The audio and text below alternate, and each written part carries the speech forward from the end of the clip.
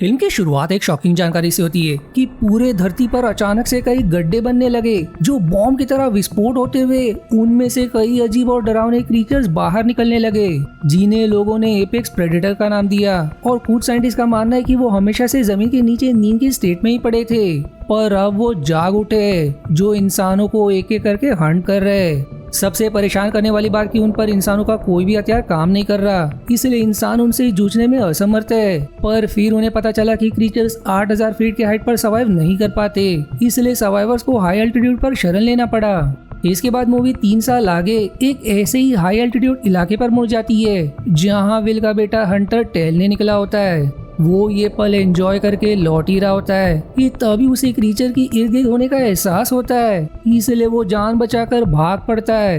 Creature उसे दबोचने ही वाला था कि समय रहते वो लक्ष्मण रेखा के दूसरे ओर पहुंच जाता है जो सुरक्षित एरिया है क्योंकि वो 8000 फीट के ऊपर स्थित है। अब हमें इस रेफ्यूजी इलाके के बारे में बताया जाता है जहाँ कुछ सर्वाइवर्स बसे हैं। विल भी यहीं पर अपने बेटे हंटर के साथ रहता है। अपनी पत्नी तारा के मौत के बाद वो अपने बेटे की सुरक्षा के लिए कुछ भी करने को तैयार है, पर उसका बेटा हंटर एक गंभीर लंग कंडीशन से जूझ रहा है जिससे उसे इस हाई एल्टीट्यूड पर सांस लेने में मुश्किल होती है, इसलिए वो ऑक्सीजन फिल्टर्स के बिना सर्वाइव नहीं कर सकता। विल और बाकी काफी समय से लिमिटेड रिसोर्सेज में यहाँ गुजर बसर कर रहे हैं, पर एक पिंजरे में कैद जानवर की तरह जीने से कुछ लोगों का यहाँ पर दम घुटने लगा है, जैसे कि हंटर और विल की करीबी दोस्त कैटी। वहीं विल की पत्नी तारा क्रीचर्स के हमले में मारी गई जब वो और उसकी करीबी दोस्त नीना क्रीचर्स की कमजोरी खोजने निकले थे, जिसका जिम्मेदार नीना खुद को मानती है क्योंकि उसकी जिद के चलते ही तारा उसका साथ देने के लिए राजी हुई थी।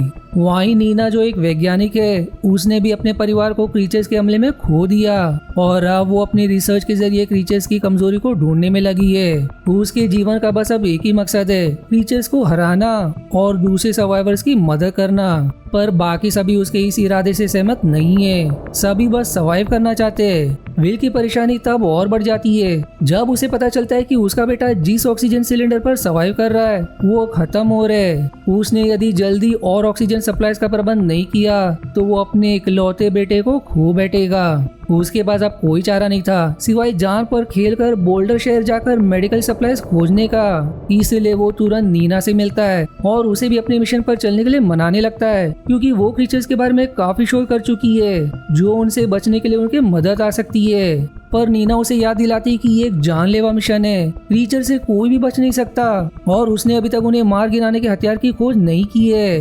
विल उसे समझाता है कि उन्हें शायद इसकी जरूरत ना पड़े क्योंकि वो एक शॉर्टकट और सेफ रास्ता जानता है जो कोल माइन के थ्रू गुजरता है जहाँ पर वो काम कर चुका है, इसलिए वो उसकी चप्पे चप्पे से वाकिफ है। पर नीना उसे फिर से समझाती है कि अगर वो कैसे भी करके शहर पहुंचने में सफल भी रहे तो वो शहर तो 6000 फीट पर स्थित है जहां क्रीचर्स उन्हें जल्दी खोज निकालेंगे।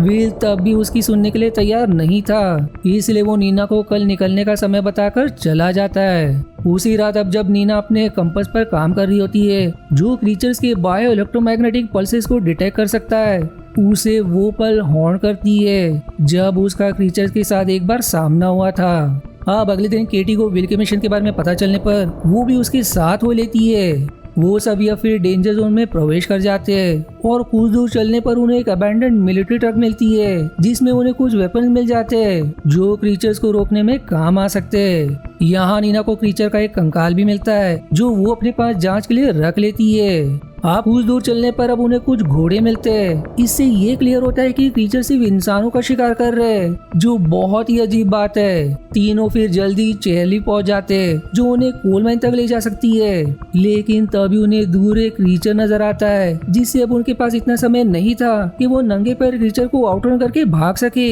इसलिए विल चेयरलिफ्ट को चालू करने कंट्रोल रूम की तरफ जाता है, तब तक नीना और कैटी उसे कवर देते हैं। कैटी फिर एक ग्रेनेड लॉन्चर क्रीचर की तरफ फायर करती है जिससे एक जोरदार धमाका होता है, पर क्रीचर को खरोच तक नहीं आती। यहाँ फिर समय रहते चेयरलिफ्ट को स्टार्ट करने में सफल रहता है जिससे नीना और विल उस पर सवार हो जाते हैं, लेकिन केटी थोड़ी दूर होने के कारण वो चेयरलिफ्ट के पोल पर चढ़ जाती है और फिर सही समय पर छलांग लगाकर विल के सारे चेयरलिफ्ट से लटक जाती है। उनकी चेयरलिफ्ट अब सुरक्षित जगह पर पहुंचने ही वाली थी, लेकिन इतने समय से सर्विसिंग ना होने के कारण केबल एकदम से टूट जाती है है जिससे तीनों नीचे जा गिरते।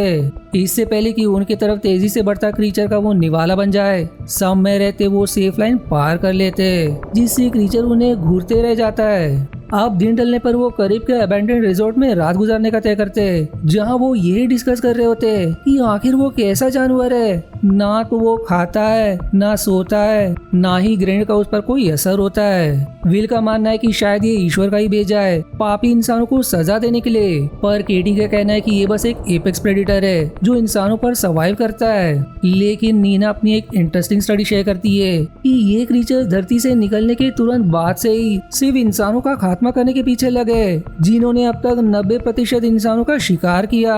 दरअसल उसका इशारा इस तरफ था कि ये एवेंजर्स सीरीज की तरह थैनोस का भेजा एक क्रीचर है जो धरती को इंसानों से बचाना चाहता है, पर ये बस उसकी थियरी है। अब अगले दिन तक तीनों कोल माइन पहुंच जाते, पर यहाँ विल की एक झूठ पकड़ी जाती है। उसने मिशन से पहले कहा था कि टनल का रास्ता 8000 फीट से ज्यादा है, जबकि टनल के कुछ हिस्से इससे नीचे लोकेटेड है। ऊपर से नीना का वो कंपास डिवाइस टनल के अंदर काम नहीं करता और क्रीचर्स अंधेरे में देख सकते हैं, जो इंसानों को उनकी CO2 के लेवल से डिटेक्ट कर सकते हैं। फिर भी जब वो मजबूरन आगे बढ़ते तो उन्हें एक और बड़ा धक्का लगता है, क्योंकि आगे का रास्ता पूरी तरह से बंद था और अब आगे बढ़ने के लिए उन्हें निचले लेवल से बढ़ना होगा, जो पूरी तरह से 8000 फीट से नीचे है।